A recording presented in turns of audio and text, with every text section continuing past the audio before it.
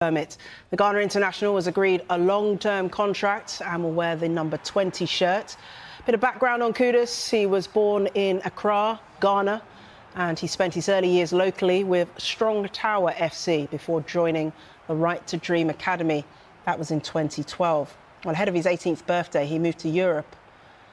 And then in 2018, and after making 57 senior appearances and scoring 14 times for the Danish team that he was playing for, he earned a move to Ajax. That was in July 2020.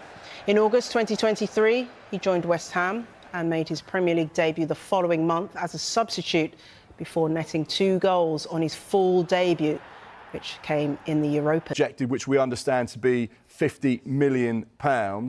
The player wants to play European football. He does have a lengthy amount of time on his current West Ham contract. We understand that to be 3 years with a club option of another year. West Ham allegedly wants around £60+ million. We understand there is a release clause in his current contract, which is £85 million. Now, we talk about all eyes on Spurs. However, there is interest from Chelsea.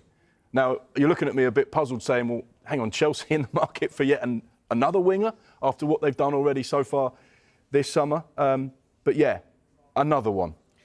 But let's pick up on that, because look at this graphic.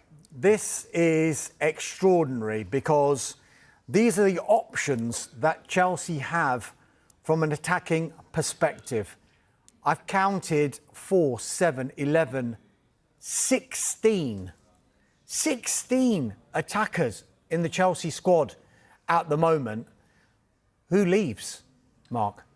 Well, looking at that graphic, first thing that came to me was they've got 4 number 9s essentially. If you count João Pedro as a number 9, Enzo Maresca said a couple of weeks ago he wanted to go into the season with 2 out-and-out number 9s. So you'd imagine Liga as well. So that will be one to keep an eye on.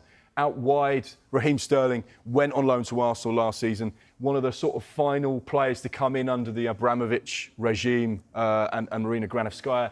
One of those players, very highly paid, probably a little bit out of sync with the other players that Todd Boehly has signed with regards to wages.